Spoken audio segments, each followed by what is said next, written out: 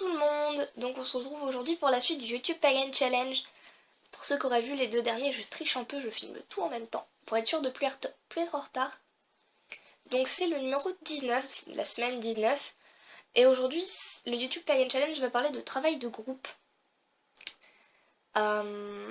Alors, excusez-moi, je vais me rasseoir parce que ça fait 3 vidéos que je suis assise sur mes pieds, ce qui est relativement inconfortable. Voilà, beaucoup mieux. Donc le travail de groupe, c'est pas quelque chose dont je peux vraiment beaucoup parler, étant donné que je m'appelle moi-même une païenne éclectique, parce que même dans le paganisme en général, je retrouve pas forcément de codes qui me ressemblent et de personnes qui font la même chose que moi. Et dans tout ce qui est magie, c'est la même chose. Je fais un mélange entre sorcellerie, chaos, beaucoup de chaos magic, et un peu tout ce qui croise ma route en fait. Et donc j'arrive pas à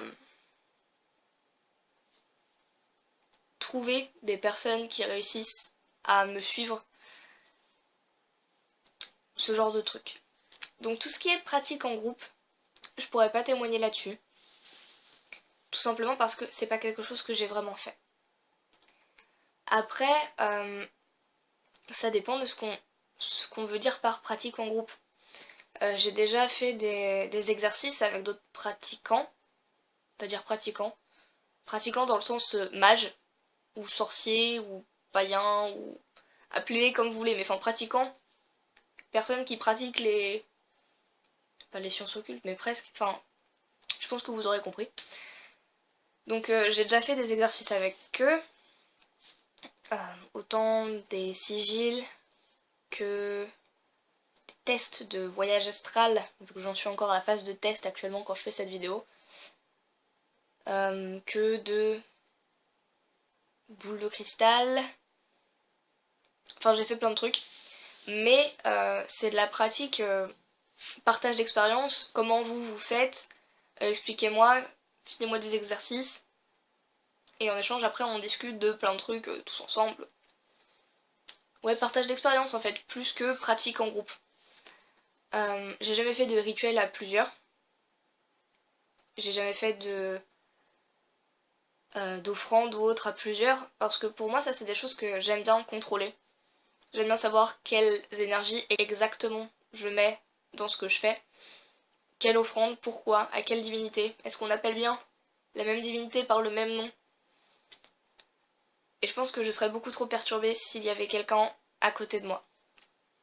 J'aime être sûre de ce qui se passe, et aussi je fais très attention à ce que je fais et aux conséquences qu'il peut y avoir derrière. Sans pour autant être maniaque là-dessus, mais j'aime bien être sûre d'avoir bien vérifié ce qui pouvait me revenir dans le dos, après, derrière. Donc j'aurais pas confiance en la personne qui est avec moi. Non pas parce que j'ai confiance en personne, même si je suis pas très sociable en général, etc. Mais surtout parce que on n'a pas forcément la même manière de mettre des protections, la même manière de lancer un sort, la même manière de discuter avec des divinités, la même manière de voir les choses. Et je pense que pour un vrai travail magique à faire en groupe, ça peut totalement soit avoir des résultats auxquels on s'attend pas, soit perturber une personne comme moi. Et c'est quelque chose que je veux pas forcément faire, d'autant plus que je ne connais pas de personnes qui pratiquent ce genre de choses près de chez moi. Donc ça réduit encore plus le champ d'action. Voilà. J'essaie de raccourcir ma vidéo du YouTube Pagan Challenge parce que quand je mets 18 minutes pour n'importe quoi, c'est pas forcément cool. Donc voilà, c'est ce que je pense de la pratique de groupe. Je pense que c'est quand même quelque chose d'intéressant. J'ai encore des choses à dire. Je pense que c'est quand même quelque chose d'intéressant parce que j'ai toujours pratiqué toute seule. Mais j'ai été accompagnée, enfin, je suis arrivée à l'époque où les forums avaient encore un peu d'intérêt.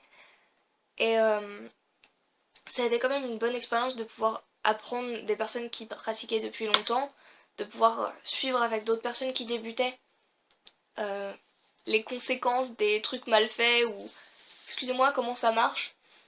Ça a toujours été super enrichissant d'avoir les expériences d'autres personnes. C'est pour ça que même maintenant, je continue à partager avec certains pratiquants que je connais bien, parce que je sais que eux, même si ça ne va pas exactement dans mon sens, ou qu'ils n'ont pas forcément les mêmes croyances ou les mêmes techniques que moi, je les connais et je sais comment prendre les conseils, comment les adapter pour moi. Et c'est quand même bien, même si c'est pas obligatoire, d'avoir un minimum de rapport aux autres dans les pratiques. Je pense que c'est quelque chose que j'ai appris assez tard, parce qu'au début je me disais je peux juste prendre les trucs que tout le monde me donne et faire ma popote dans mon coin. Mais parfois ça fait quand même du bien d'être avec de vraies personnes dans la vraie vie et d'avoir des vrais conseils ou des vrais manips énergétiques, des vrais... C'est beaucoup plus simple pour la compréhension et ça permet de rattraper les erreurs qu'on peut faire aussi, en direct en quelque sorte. Donc je pense que la pratique en groupe est pas du tout obligatoire, parce que moi j'y arrive pas, parce que ça me perturbe, parce qu'il y en a beaucoup aussi qui n'ont personne près de chez eux et je pense que ça vaut pas le coup d'aller chercher des inconnus qui habitent juste à côté juste pour dire qu'on a pratiqué en groupe. Je pense que ça n'a aucun intérêt. Mais par contre, avoir des relations dans le milieu, même dans des